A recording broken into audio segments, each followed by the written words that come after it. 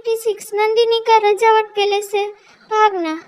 नंदिनी की आंखें बंद थी। शिवांग उसके होठों को छोड़कर उसे देखते हुए बोला, जान आंखें खोलो। नंदिनी ने नाम में सर हिला दिया तो शिवांग नंदिनी के निचले हिस्से पे हाथ फेरने लगा, जिससे नंदिनी ने अपनी आंखें खोल ली। वो आंसू भरी नजरों से शिवांग को देख रही थी। शायद शिवांग उसे छोड़ दे, लेकिन शिवांग का नंदिनी को छोड़ने का कोई इरादा नहीं था।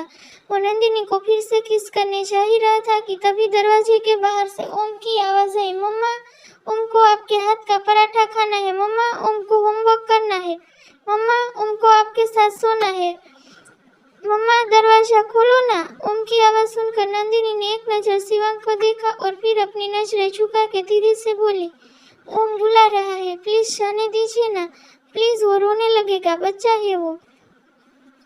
शिवांग गुस्से में था, लेकिन नंदिनी की मासूमियत से उसका गुस्सा गायब हो गया था। वो मुस्कुरा दिया और नंदिनी के ऊपर से उठाकर अपने कपड़े पहनने लगा। नंदिनी भी जल्दी से अपने कपड़े पहने और वॉशरूम से आई, लेकिन शिवांग ने अभी दरवाजा नहीं खोला था। ये देखकर नंदिनी ने फिर से शिवांग को देखा और बोली, प्लीज दरवाजा खोलिए ना, ओम रोने लगेगा। शिवांग नंदिनी के करीब आया, जिससे नंदिनी एक बार फिर से सहम गई। शिवांग थोड़ा सा झुका और नंदिनी के कान के पास आया और मुस्कुरा के बोला, तुम सच में बहुत खूबसूरत हो, दिल फिर से बेईमान हो रहा है, लेकिन कोई नहीं, हम रात में कंटिन्यू करेंगे। ये सुनकर नंदिनी की आंखें बड़ी हो गई और शिवांग ने झट से नंदिनी के गाल पे किस कर लिया। अब तो नंदिनी का बुरा हाल था। शिवांग जल्दी से गया और दरवाजा खोला। सामने ओम का चेहरा आंसुओं से भीगा गया था और वो शिवांग को घूर रहा था। फिर वो शिवांग को देखकर गुस्से में बोला, सब लोग मेरी मम्मा के पास रहते हैं, वो मेरी मम्मा है, अब से मैं किसी को अपनी मम्मा के पास नहीं रहने दूंगा। इतना बोलकर ओम भाग के अंदर आया और नंदिनी से चिपक गया और इधर शिवांग मुंह खोलकर ओम को देखे जा रहा था। फिर वो अपने मन में बोला, साले बीबी हमारी है और इसे देखो ये कितना चिपकता है। इतना बोलकर वो निकल गया। इधर नंदिनी ओम के लिए लंच ले आई और उसे लंच करा दिया और फिर होमवर्क कराने लगी। कुछ वक्त में ओम नंदिनी से चिपककर सो गया। वो ओम से बालों से लेकर पीठ से हिलाते हुए आज सुबह जो कुछ भी शिवांग ने किया था वो सोच रही थी। और तभी शिवांग फिर से रूम में आया। नंदिनी शिवांग को देखकर हड़बड़ा कर उठ गई। ये देखकर शिवांग कुछ नहीं बोला और वॉशरूम में चला गया।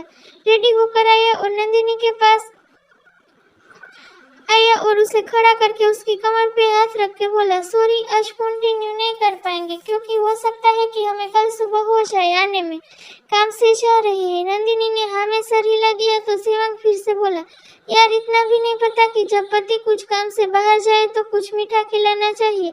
ये सुनकर नंदिनी नजरें झुकाए हुए बोली, मैं अभी दही शक्कर ले आती हूँ। इतना बोलकर वो जाने लगी तो शिवांग ने फिर से उसे अपने पास कर लिया, जिससे नंदिनी के होठ शिवांग के होठों के और करीब आ गए। शिवांग नंदिनी के निचले होठ पे अपना अंगूठा फेरते हुए बोला, दही शक्कर की क्या जरूरत है जब यहाँ पे मिठाई का भंडार है।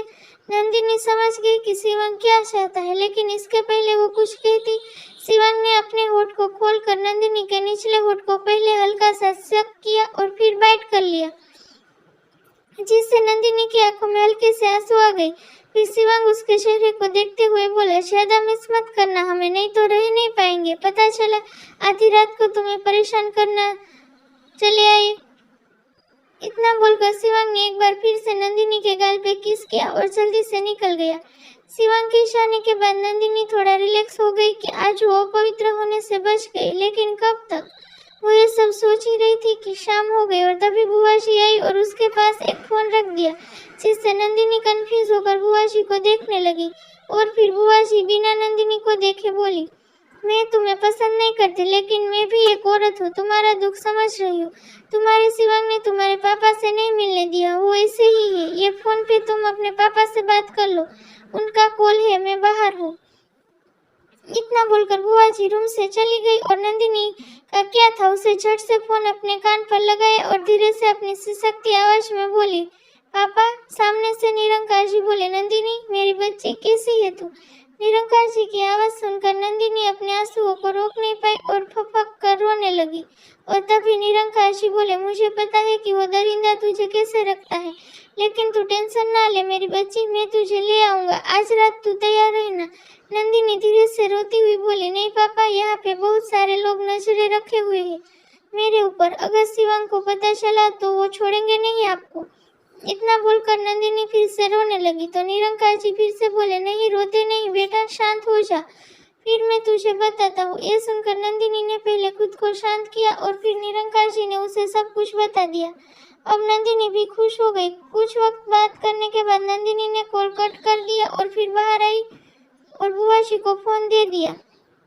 बुआ जी मुस्कान के साथ अपने रूम में आई और अपने मन में बोली, अच्छा हुआ आज मैंने सुमित्रा और महिमा को आश्रम भेज दिया है और राणा और भैरव तो है ही नहीं, आज मेरा काम हो जाएगा। अखंड भी शिवांग के साथ गया है। इतना बोलकर बुआ जी डेल स्माइल करने लगी।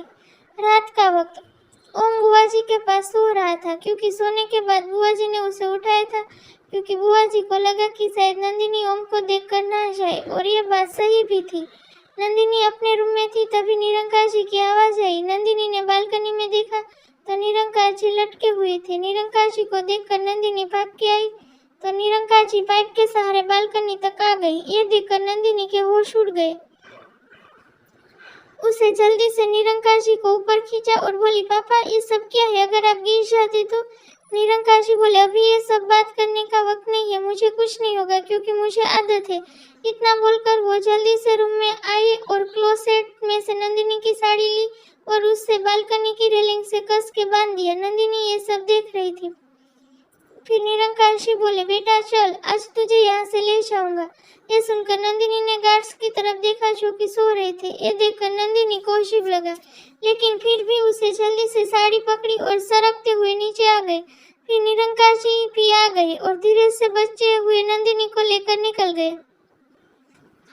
इधर बुआ जी बालकनी से देखते हुए बोली, अब तू कभी यहाँ नहीं आएगी। निरंकार जी उसे लेकर कुछ देर तक आए जहाँ पे एक टैक्सी खड़ी थी और निर्मल जी ड्राइविंग सीट पे बैठे थे।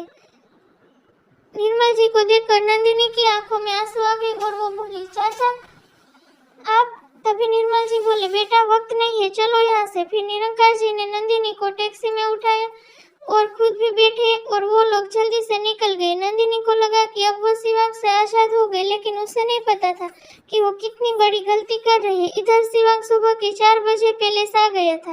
वो रूम में आया तो देखा नंदिनी रूम में नहीं थी। उसने वॉशरूम का बटन प्रेस किया, लेकिन नंदिनी वॉशरूम में भी नहीं थी।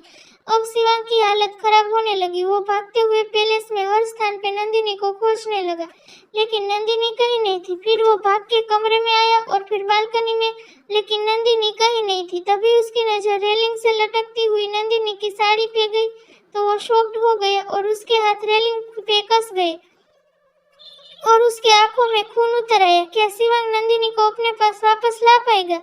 क्या होगा जब नंदिनी का फिर से सामना होगा शिवांग से? जानने के लिए सुनते रहिए वन फॉर यू। मिलते हैं अगले एपिसोड में, तब तक के लिए बाय बाय।